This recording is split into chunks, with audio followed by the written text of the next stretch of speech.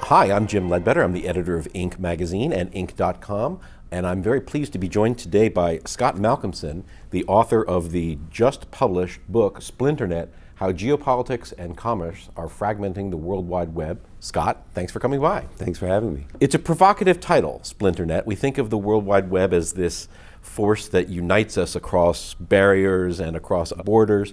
Why is it splintering? I think there are really two main reasons. One has to do with states wanting to be able to control the internet that their citizens are using, partly for political reasons and partly for commercial reasons.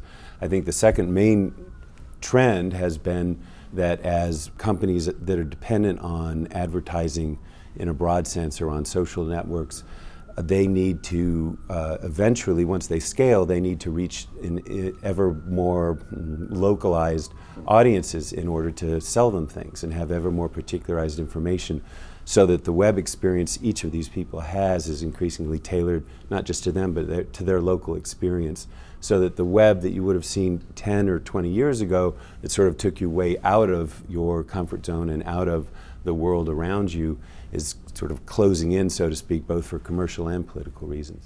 And in some ways, that development seems to grow out of some of the origins of this technology and the world that produced it. And your analysis is very heavily historical. I think for Inc.'s viewers, one of the areas of particular interest is the development of venture capital. So how long does the venture capital industry really date back in this country, and where did it come from? Well, there were a couple of family firms that were engaging in venture capital, what more or less what we now call venture capital in the 1930s. Post-war venture capital really has its main traceable origin to a Frenchman who came to the United States named Georges Doriot, who taught at Harvard Business School, very influential educator. And he had gotten involved in some venture capital-ish initiatives at the close of the Depression, basically, in New England. There was a local merchants group that wanted to find ways to improve the New England economy.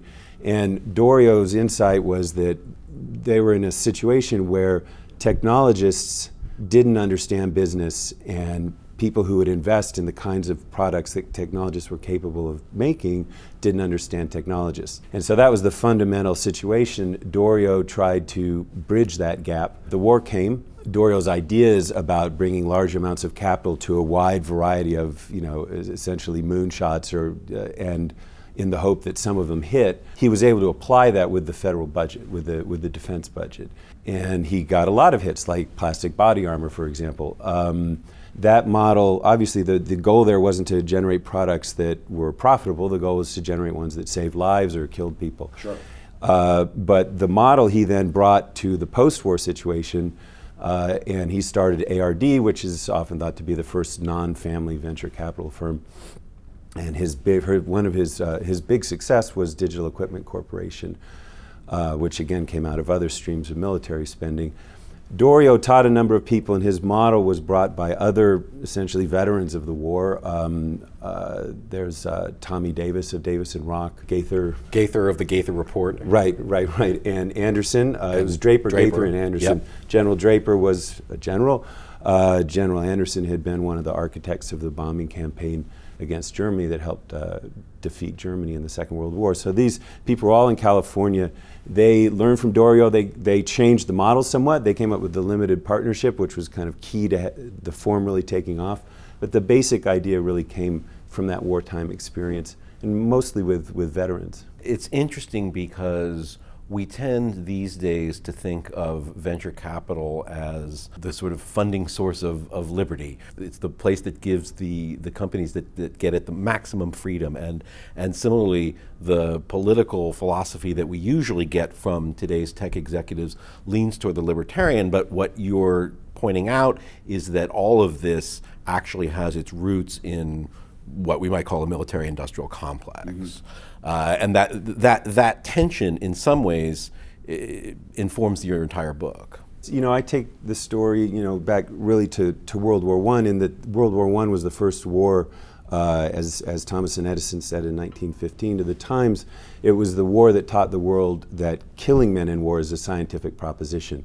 And this had enormous implications. It was really in reaction to the Germans' use of chemical weapons, which was somewhat unexpected and required an enormous scientific effort to respond to. But it kind of laid down the idea that you would have these advances that would have immense foreign policy, military implications, but that depended both on the mobilization of science and the mobilization of money, in this case in the federal budget. After World War I, the line of development that leads into the development of computers and then of the internet all kind of is propelled along by military and intelligence budgets, sometimes in league with the private sector and sometimes not. There's a transforming, almost magical moment in the 1960s. A few things are happening at once. The technology is getting better, more decentralized.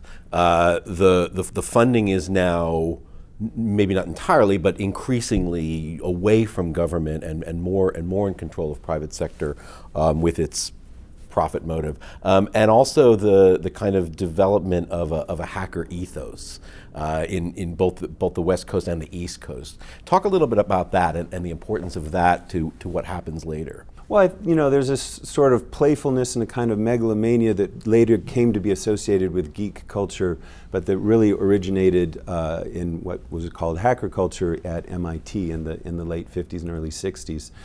It was all, again, when you sort of peel away the story a bit, you always end up back at different aspects of the military economy. For example, the Model Railroad Club at MIT, which was sort of the root of hackerdom. Which is just hilarious. I mean, the idea of these guys actually playing with genuine railroad cars. Yes. It was just so, it seems so primitive. And creating, it's a virtual world, right? I mean, it's the same sort of metaphor. Once they were able to get time on what was the Tixo machine, which was a sort of predecessor, a Kenneth Olson machine, who was one of the founders of DEC. What they played on Tixo, the thing that sort of carries the metaphor forward into this very playful culture, was Space War. And Space War was a game that was invented for the Tixo and later brought out to California and played by everybody at Sale and Palo Alto and everything else. So the feeling like you were sort of getting a hold of these incredibly powerful instruments that maybe you shouldn't even be getting a hold of, all in the shadow of